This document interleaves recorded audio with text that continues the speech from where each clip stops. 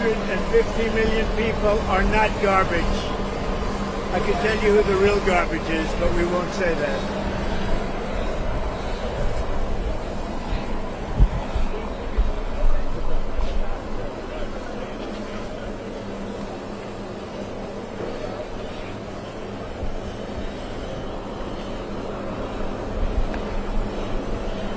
All right, guys. All right, guys.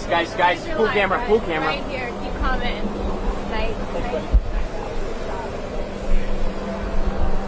President Trump, you said the other day that the guard or the military could be used on election day. Can you be more specific about what that would look like? Any questions? Sir, RFK Jr. said that you promised to control the public health agencies if you were to win. Is that accurate? I can't. You have to speak loud. Sir, RFK Jr. said that you promised him control of public health agencies if you were to win. Is that true? Is that accurate? Well, we'll work with him, and he's a very talented guy. He wants women's health. He wants health for people. And we're going to work with him. He's a very, very talented guy. He's a friend of mine. President Trump, you said the other day that the Democrats are going to backfire. I think the Democrats have done a very poor job. We're leading in every state. We're leading big, and I think that the comment made by really both of them, because there are really two of them, about being garbage, maybe 250 million people, they shouldn't be talking. That's like deplorable for Hillary. This is the deplorable for Hillary. And I think this is worse, actually. For Joe Biden to make that statement, it's really a disgrace. President Trump, you said the other day that the military could be used, that the military or the National Guard could be used on election day if necessary. Can you explain what you mean by that in the details? I don't think they'll have to be used. I think we're going to have a big victory. And I think 250 million people in this country are going to be very happy because we're going to bring the country back. We're a nation in decline, very, very serious decline. And we're going to bring our country back. Did you know that Elon Musk was in close contact with President Putin? Did you know about this? Did you know about Elon Musk calls and close communication with President? Elon is a great guy. He's one of our geniuses, and we have to protect our geniuses. We have to take care of our geniuses. Mr. President, there's a report that you... Yes, please. You owe the people in Puerto Rico an apology for what the comedian said. I love Puerto Rico, and Puerto Rico loves me. I don't know anything about a comedian. I love Puerto Rico.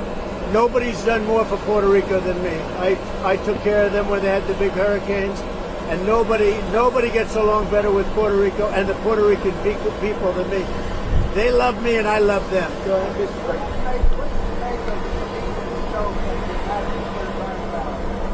What do I want?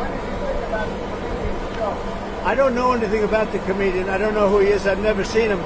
I heard he made a statement, but it was just a statement that he made. He's a comedian. What can I tell you?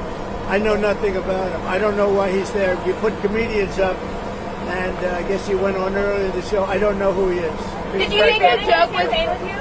Is Steve Bannon going to campaign with you now that he's out of prison? I don't know, but I think he's a terrific guy. I think he was treated very unfairly. Mr. President, you've been talking about Democrats cheating. Could you imagine any circumstances under which you would be defeated but not say that the election was stolen? If it was a corrupt election, that could happen. But so far, we're doing pretty well. They found a lot of smaller things in Pennsylvania, as you know, and I think they've been corrupted and taken care of. They were corrupt. They were corrupted, but I think it's been taken care of. On that, you called for law enforcement to investigate. I was going to say, do you anticipate to declare victory on election night? I hope that we're going to declare a victory. I mean, they spend all that money on machines. Paper ballots cost you 8% of what a machine costs, 8%. And it's encrypted paper, it's watermarked paper, it's very secure. Your elections would be over at 10 o'clock, and that's when you can announce something and there would be no question. And we're not talking about more money, we're talking about a tiny fraction of the money. You want paper, ideally, you want one-day voting, and I think it's just very important. You have to have the country and you have to have voter ID, and you have a great election. And you're talking about 8% of the cost. It's like very sad when you get machines, you pay all that money, and they talk about 3 days later. I think we're going to have a big enough victory to maybe have it that night. You should always have it, Bill. You know, every night. If you look at France, 38 million votes. At 10 o'clock in the evening, it was over. all paper ballots, all voter ID, one-day voting, and it was over. How do you like my garbage truck?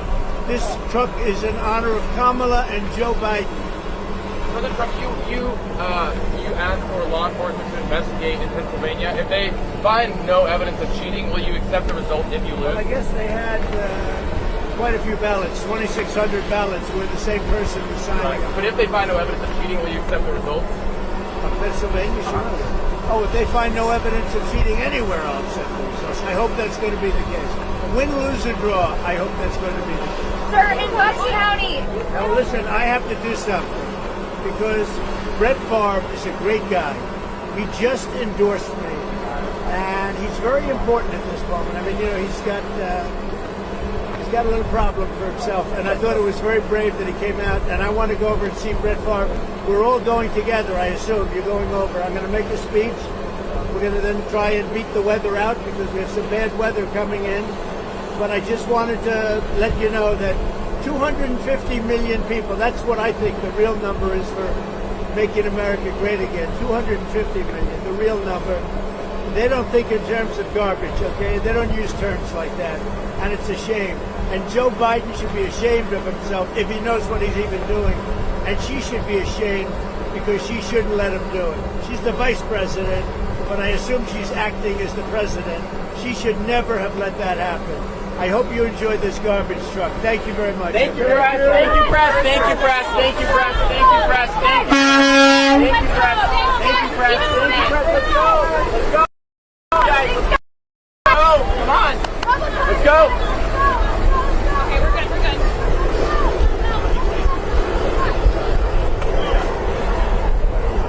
Very much. Thank you.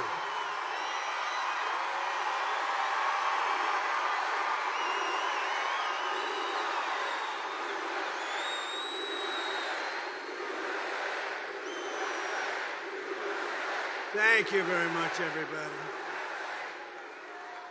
And I have to begin by saying 250 million Americans are not garbage.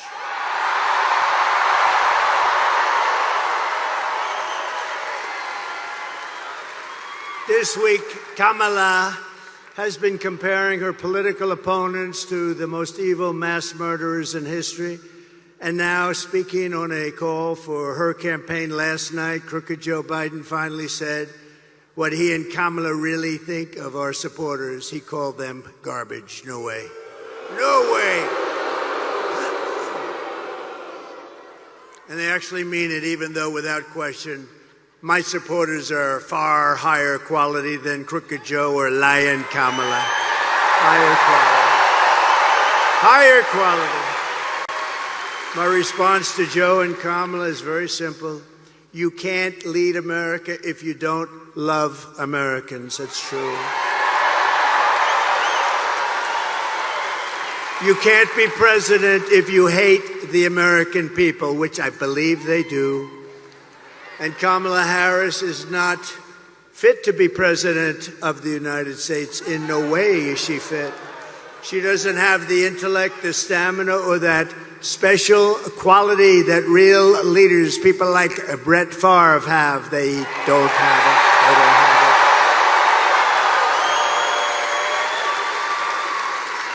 it. They don't have what he's got. Few people do, to be honest with you. Joe Biden's comments were the direct result of Kamala's decision to portray everyone who isn't voting for her, which is a lot of people, as evil and subhuman. And we know it's really what they believe, because look at how they've treated you. They treat you like garbage. They treat our whole country like garbage, with open borders, with all of the horrible things they've done to hurt our country, inflation that should have never happened, allowing Russia to go into Ukraine, October 7th, in Israel. All of these things would have never happened if you had a different president.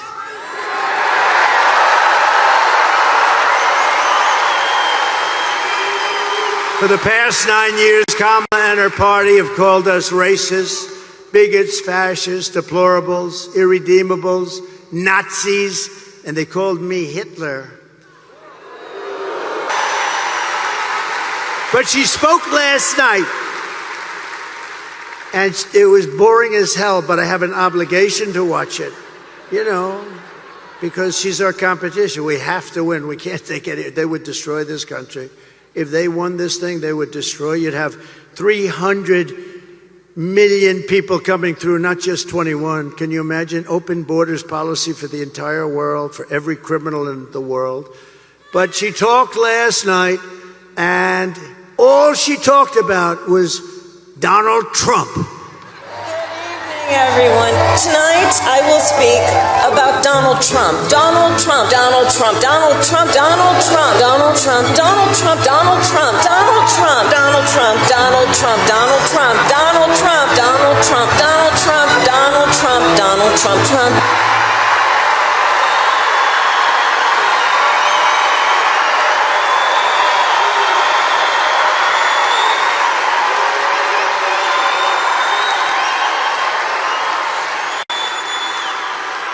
That's all she talked about, because she and Joe have absolutely no achievements. They only have failure and gloom and death.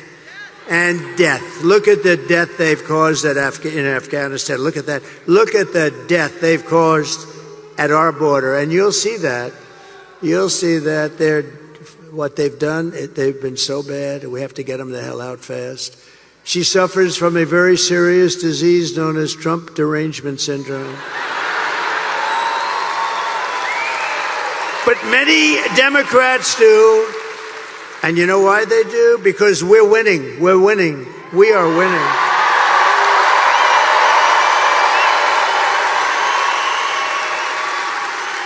So this Tuesday, you have to stand up and you have to tell Kamala that you've had enough. You can't take it anymore. You're the worst vice president. You're the worst border czar. There's never been anybody bad like you. Kamala, you're fired. Get the hell out of here. Get out of here.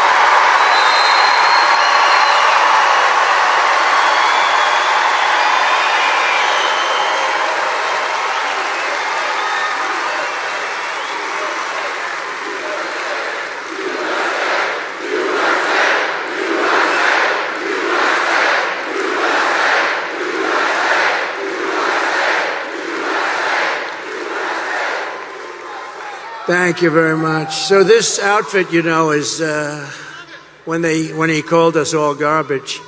How stupid! What a stupid word. That blows deplorable away, don't you think?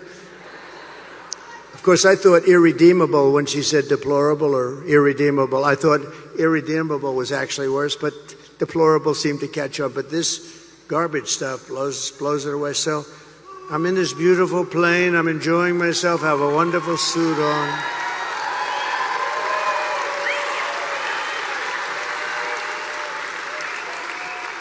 And one of my people came in and said, "Sir, you know, the word garbage is the hottest thing right now out there. The hottest thing out there. Sir, would you like to drive a garbage truck?"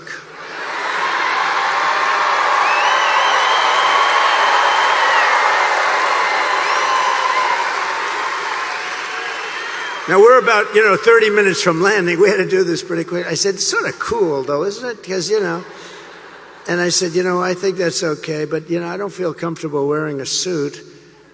And they pulled up this garbage truck. I don't know how the hell they did it so fast. I have very capable people. They put a big sign on the truck. Did you see it? I think they showed it to you. Yeah?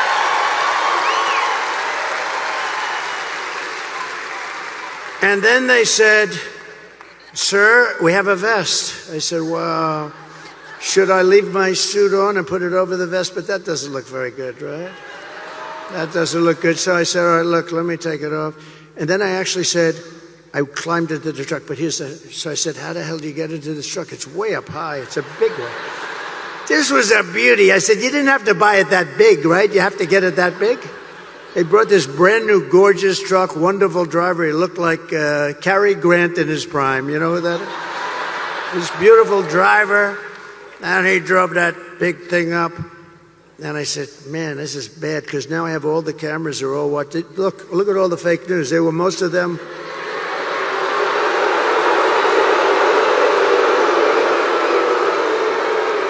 No, most of them, many of them were there, and I'm saying, oh boy, you know, one little mistake with these guys and your political career's over. You can't even.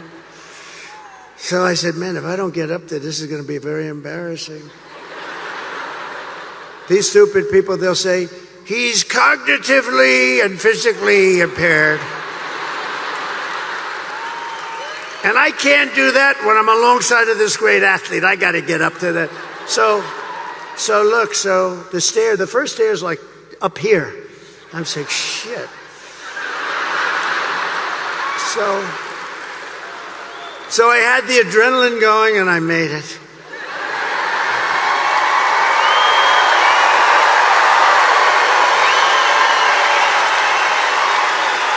I made it.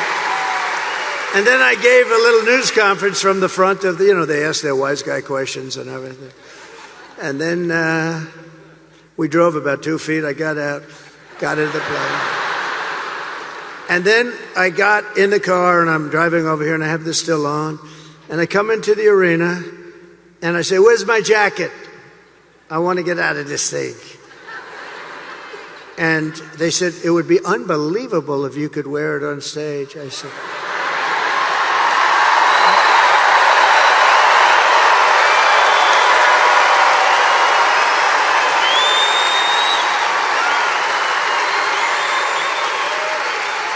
and I said, no way. I got 25,000 people standing outside. I got all these people here. There's no way I'm wearing it on stage. They said, oh, okay, sir. I said, get me my jacket.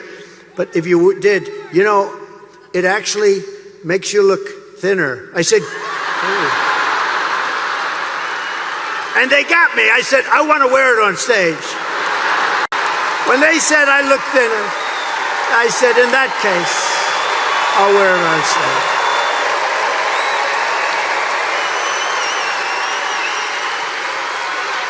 I may never wear a blue jacket again. I may go in this. I said that was the word, that was the key. Sir, you look thinner. So anyway, we had a little fun about a very serious subject. We had a little fun about a time where our country is not having a lot of fun because we're not doing well as a country, but we're going to be doing well very shortly. I promise you that.